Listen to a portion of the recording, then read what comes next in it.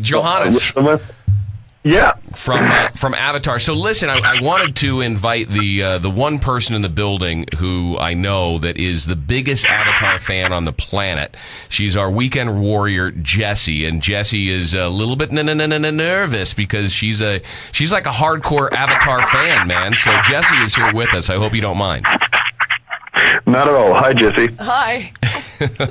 Hey, so first off, congratulations on everything. I know you got the new live album out now, and you're back out on the road, coming to Reno, June the 7th, over at Cargo. Johannes, what is the Swedish fascination with death? The Swedish fascination with death. I don't know. I just think that we are slightly more mentally unstable or healthier, or both than other people. Because it's obvious. I don't know. I always find it healthy in whatever culture where people deal with it and have a more open conversation about it. Yeah. Seems to be the better way to deal with it. You know, the Mexicans and their Day of the Dead and all that. Sure. That seems great to me. Yeah, now you didn't start wearing the makeup. Some folks would call it clown makeup. I don't think it's really clown makeup, but you didn't start wearing that stuff until Black Waltz. Is that a decision that you regret now because of is it a pain in the ass to put on or take off or any of that stuff? No, well, those things are minuscule. Everything about doing a show is at the same time my favorite thing to do in this world, and all of it is a pain in the butt anyway. Because it's sweaty, it hurts, it's smelly, and without hours. So no, not really. And beyond that, also, it was once we started for it. First, it was just for the sake of that one music video, and just we'll run with this as long as it makes sense. We keep finding angles and reasons artistically that it still makes sense to us. How influenced were you by the costumes and makeup of bands like Kiss or King Diamond or Motley Crue, stuff like that? Motley Crue, not at all. To be honest, I'm not a fan. But Kiss a lot, and I think that they definitely were among the first to plant that seed in my mind that leads to us being this theatrical group that we are today. And I think it has so much to do with how they are, they were these larger-than-life superheroes, basically, real-life superheroes. It's kind of like what pro wrestling also did to me starting at a very young age. So for that, I have a lot to thank Kiss for. And, I do put black paint around my eyes and stick my tongue out so you can figure where some of those things come from. So one of the first things I wanted to be once I got into music and heavy music, I wanted to be a singing bass player like Gene Simmons or Paul McCartney. And so Gene has not hit you with a cease and desist yet, huh? You're not having to send a check to Gene Simmons every month? No, and I don't know. There are a couple of dogs and cows and that he would have to sue before for sticking their tongue out before that. I don't think it works like that. And he wasn't the first one to paint his face anyway. So we're talking a lot about your stage performance influences, but what about some of your more musical influences, like the jazz influence in Raven Wine or the blues influences in Use Your Tongue? Oh, it's from so many different places. At the very core, what the musical journey. Again, if we look back at childhood, that set the direction. You can draw a very squiggly, confusing line from Beethoven. Through my parents, I got into classical music as a tiny child. I wanted to be a conductor.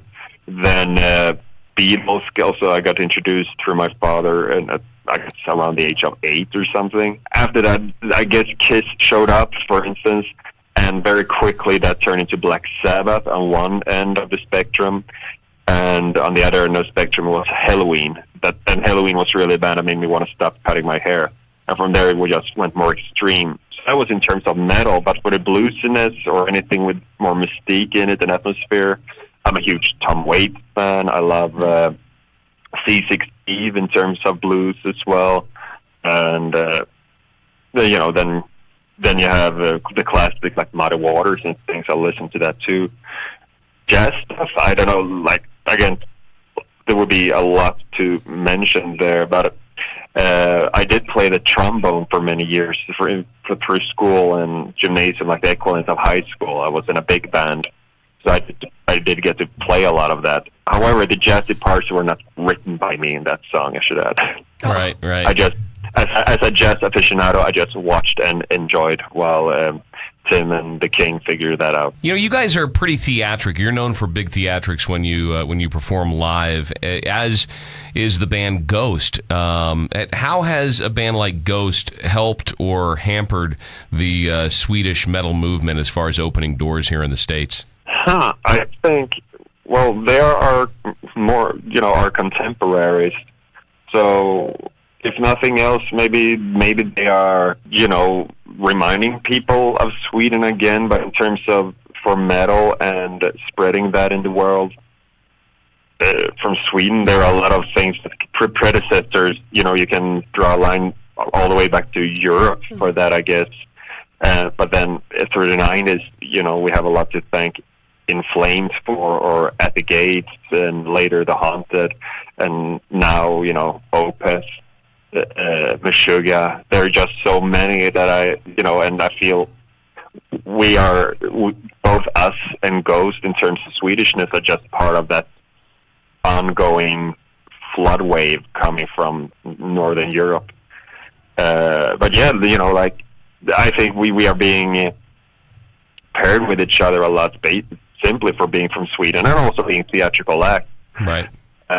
So it never hurts, this association that one band reminds you of the other band, and therefore you also think of us. I don't know. I guess it's a good thing. Yeah, you guys are known to have an impressive live show. Tell me about the live album and how that came about. Well, I think it's something that made sense finally to do. I've been very hesitant for many years if this was something that I would be into doing. Ultimately, the only live album I remember revisiting a million times in my collection was Deep Purple's Made in Japan, and maybe I feel like it peaked there in the 70s, the idea of a live album. But with everything that we are communicating with Avatar Country, the album, it makes sense now to document our performance in this period where the story of the band really has been the story about the band and our audience, our fans, or whatever you want to call it, our citizens of Avatar Country, if you will. So tell us about what fans can expect for the live show here on June the 7th at Cargo. Tell me about the new stage setup and all that stuff. Well, it's, again, like Avatar Country is very much a love letter to classic heavy metal. I think it has our most Manowar-esque moments of our career. And our stage show reflects that. It's very much over the top. And I'm also very excited. I must add that I'm very excited we have put together this extremely, I would say, eclectic package where it's us, then you have a two-man band in 68, two-man band in Dance with the Dead. Devin Townsend is with us doing his, an acoustic set. So all these brilliant, extremely different from each other acts that turns it into something we've been trying to do on every leg of touring that we've done for Avatar Country, is to create, in one way or another, the sense of a variety show. And yes, it's going to be very, very special. Excited about going to Reno specifically as well. I first visited you guys in the computer game Fallout 2, so I became a boxing champion there once in 2001, I guess. So, how's it poppin'? I saw you guys in Salt Lake City last year. It was amazing. Correct. And what was it, touring like with the Freak Show? These guys were all awesome. I got to meet them, hang out with them a little bit. Oh yeah, but we have known each other for years. Like, first time we worked with Bryce was for the Black Walls music video, so he was, his presence was instrumental in laying the foundation for what Avatar was becoming in that period. Like this circus environment, it's really where the face painted clown, or whatever we want to call it, that was the starting point, and that would have come together if we had not met Bryce. So we have known him and the members of Helsa Poppin for a bunch of years before this happened.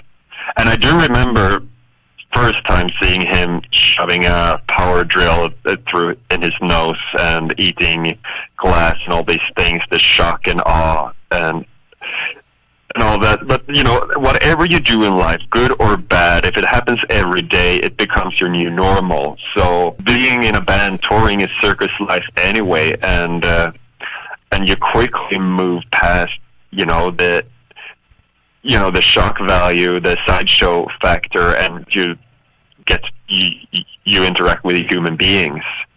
But it was brilliant to share stage with them, and we had done it a couple of times in the past. I learned to have two special crowd reactions that we don't usually get. They have a falling ovation, which is when people faint, and then they have liquid laughter when people vomit. What's the great guys. What's the story on the film Legend of Avatar Country? I know this was a kind of a crowd-funded thing, yeah?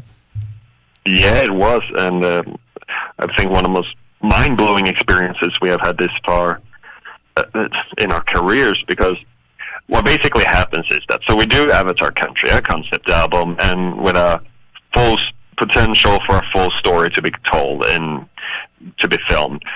And just the deal that you have with labels and everything, you have the economic leg room to, in our case, we scraped together for 3 videos is what we have done on all these albums in the past 3 or 4 whatever albums we had. We were kind of, in terms of what we could ask labels for in commitment, we were done with shooting, but we felt there was more to do, more that could get done. And like I said, when promoting it, I don't have a golden Ferrari to sell, and I want to see this finished. And if people agreed with me, we would love their support if they want to see it.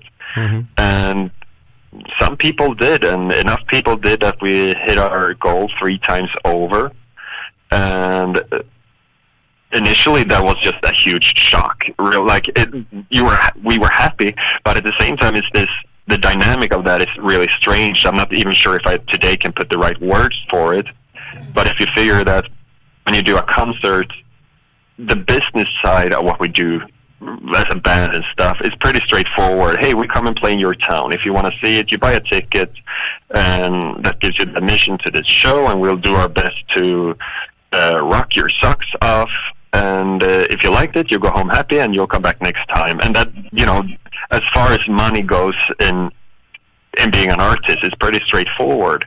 But this, that people kind of invest in you, but not out of having some economical interest or gain from it, but they basically invest out of love for what you do. Mm-hmm. And it's this weird place then where, cash and love and passion and all those things meet in a way that it was hard to process. But ultimately, we were incredibly honored and touched and overwhelmed, and we did the only right thing we could do, which was spend every dollar on the shooting of it. Man, for a second I thought you were going to say we spent every dollar on hookers and blow, but I'm glad it went toward the movie. Yeah, and and then film that with our phones, and that's the film. I've got a couple of fun questions for you. You can only have one candy. What would it be, Swedish Fish or Swedish chocolate? Oh, I rarely eat either of those. Swedish Fish only exists in the United States. Oh, so it's not a Swedish thing at all? No. I've been lied to this entire time. Our whole lives. Yes, you have. And you're not the first one to ask me, and I don't blame you. But you would be, there's this special kind of mayo called hamburger dressing that you can buy in Sweden. Yeah. That when I had Americans over, they'd be staring at that tube for so long. It has this American flag and a big burger, the way, and it's the label has been there since, the 80s or 70s probably. Right. So it's this ancient, before the Swedish stores started to import cherry Coke.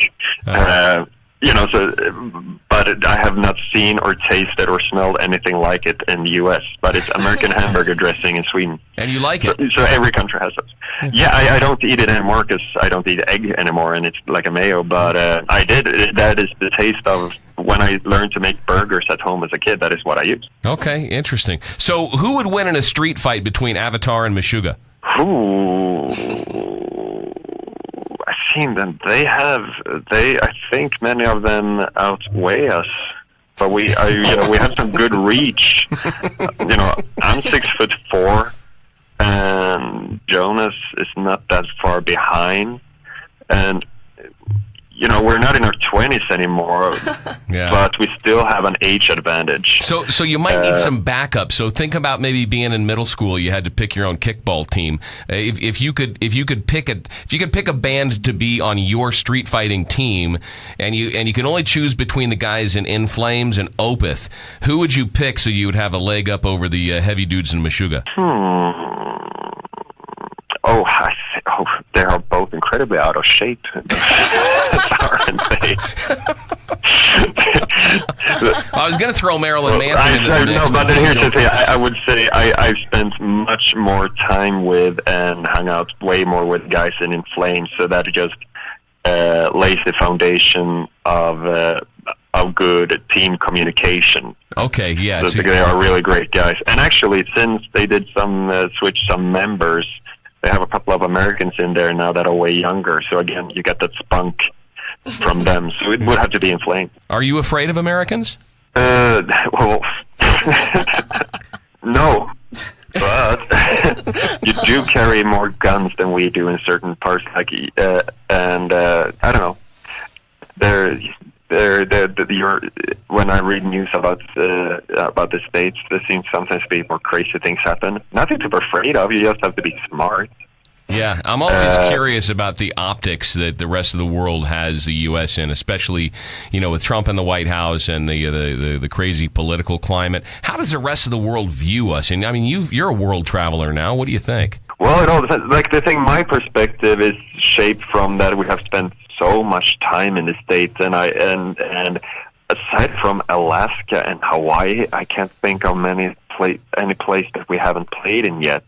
And spent some time and met people. So I actually have a fairly multifaceted picture of the United States and all sides of it. From the liberal Californian to the guys down in Texas, and it's a big question, and I don't know how lighthearted it is. Yeah. But there are many aspects. Okay, one thing that is fun. Let's take one thing that is fun to me is how if they on TV in the States, if they sell a product mainly to a male demographic, they will use the same voice as they use on Swedish television to sell toys to children. Really? Yeah, the voice of, Optimus Prime is fighting for justice in the right way, and Ninja Turtles, and here's a remote control car, vroom, vroom, vroom. And that is how you, sell things to an adult male demographic in the United States. Yeah. And I try not to put any value in it. You guys do you. But it's a crazy thing to see this, that's like, I don't know, I saw a great parody on YouTube at some point of energy drinks, like, get energy, menergy.